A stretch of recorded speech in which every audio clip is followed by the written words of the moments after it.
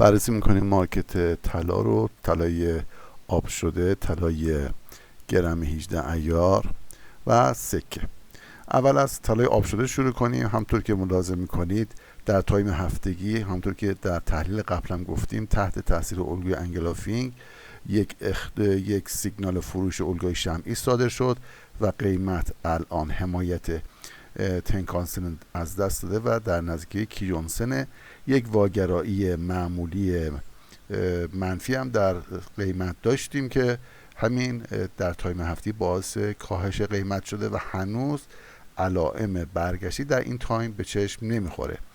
در تایم روزانه همطور که ملاحظه قیمت به زیر ابر رفته و تحت تاثیر سیگنال های دد کراس و سویچ نزولی ابر هست و فعلا تا زمانی که قیمت نتونه بالای ابر به خصوص بالای حدود 32 میلیون تومان خودش رو تثبیت کنه سیگنال قوی خریدی نداریم و فعلا با این شکل و شمالی که سیستم ایچیموکو نشون میده در تایم های کوتاه مدت تحت سیگنال های قوی فروش قرار داره.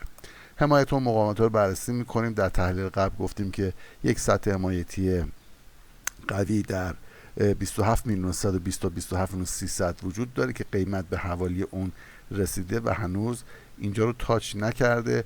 بالای سر قیمت انبوهی از مقاومت ها شکل گرفته که از همه مهمتر این مقاومت 31 میلیون و 925 هزار تومنه. تا زمانی که قیمت بالای این مقاومت نتونسته باشه خودش تثبیت کنه مارکت تحت سیگنال های فروشه و اگر قیمت بنا به هر دلیلی صعود کنه و به این محدوده 30 میلیون و 950 تا 30 میلیون و 925 برسه با دیدن اولین علائم برگشتی اینجا اون کسانی که نتونستن جای خوب سیو کنن اینجا دیگه میتونن سیو کنن و با این ریسک که اگر دوباره رفت بالا با یه قیمت بالاتر اگه بالای این 31000 و 31 میلیون 925 تثبیت شد دوباره میتونن خریدشون ابقا کنن. پس اینجا جای سیو سود برای اونایی که از پایین خریدن، برای اونایی هم که این بالاها خریدن و در قیمت‌های هیجانی خریدن، حد ضررشون اگر تا الان استاپ نکردن اگر زمانی رفت بالا اینجا حد ضرر ریزموج سودیشونه. اما اگر این سطح شکسته بشه دیگه به نظر من اونم باید استاپ هاشون فعال کنن و فعلا موقتا از مارکت خارج بشن. یه بررسی هم رو طلای گرمی میکنیم. همطور که ملاحظه میکنید در طلای گرمی 18 ایار هم قیمت به زیر ابر ایچیموکو رفته و تحت سیگنال های قوی فروش از جمله دد کراس و سویچ ابر قرار داره و فعلا بالای سر قیمت مقاومت های زیادی قرار گرفته. حمایت و مقاومت های مهم من براتون در آوردیم اینجا. اون چیزی که مهمه الان قیمت رسیده به خط روند صعودی کوتاه مدت خودش و توی این 2-3 روز اخیرم داره زیر این بازی میکنه. پس خط روند دینامیکی هم از دست داده اما هنوز این مقاومت 6 میلیون 300 هزار تا 6 میلیون و 418 هزار تومن زیر قیمت هست. اینجا حمایت بسیار مهم بسیار قوی هست. اگر اینجا قیمت برگرده و دوباره بیا بالای ابر احتمال یک ریزموج صعودی وجود داره به سمت این قیمت 7 میلیون و 370 هزار تومن. توجه کنید اگه قیمت بالا بیاد اینجا محل سیو سود خریدهای اونایی که جا موندن و یا اونایی که بالا خریدن اینجا دیگه باید جمعش کنن و بیشتر از این خودشون متحمل ضرر نکنن با این ریسک اگر قیمت بالای 7370 یعنی 7 میلیون مثلا 400 هزار تومان اینا خودش رو تونست تصمیم دوباره با یه ضرر کمی میتونید وارد شید ولی بهتر از اینه که بیاد این بالای موقعیت سیو سود از دست بدید چون شرایط مارکت همطور که دیدید در سیستم ایچیموکو شرایط نزولی کوتاه مدته. اما اگر تا الان استاپ فعال نکردید به نظر میرسه زیر این سطح حمایتی که براتون گذاشتم یعنی 6 میلیون 300 هزار دیگه استاپ رعایت کنید و بیشتر از این متحمل ضرر نشید. یه نکته‌ای که وجود داره توی همه مارکت ها این اتفاق معمولا میفته توی طلا هم مستقل از مارکت های دیگه نیست.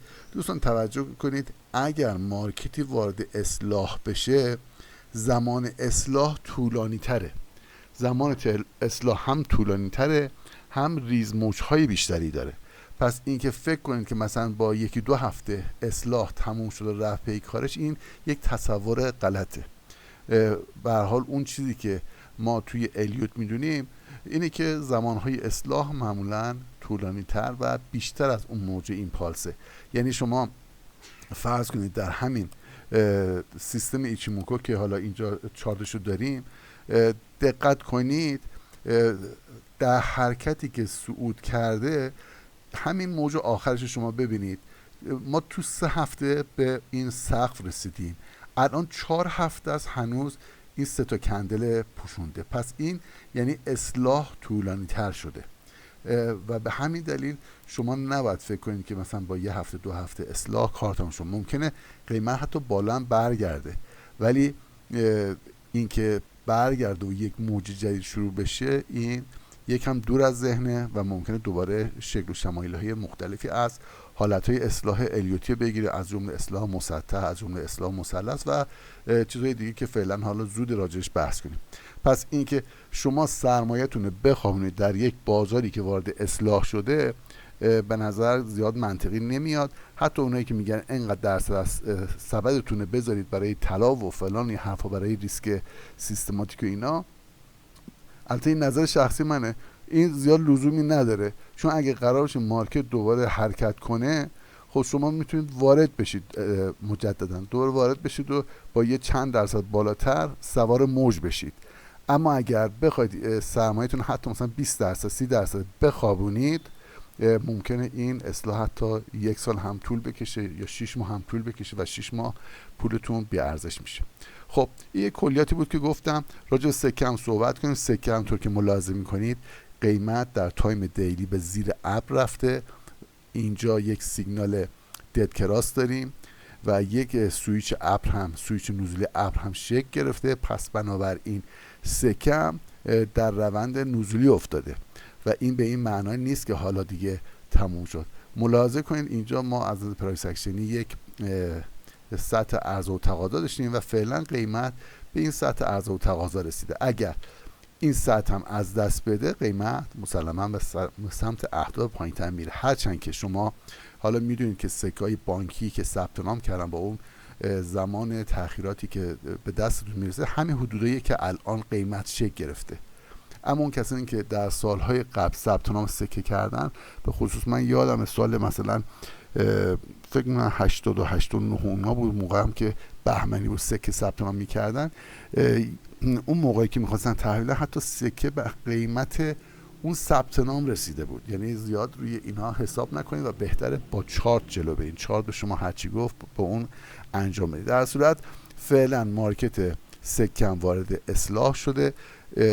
سطوح حمایتی مقاومتی هم براتون من در آوردم که بر اساس این سطوح حمایتی مقاومتی شما میتونید تصمیم گیری کنید.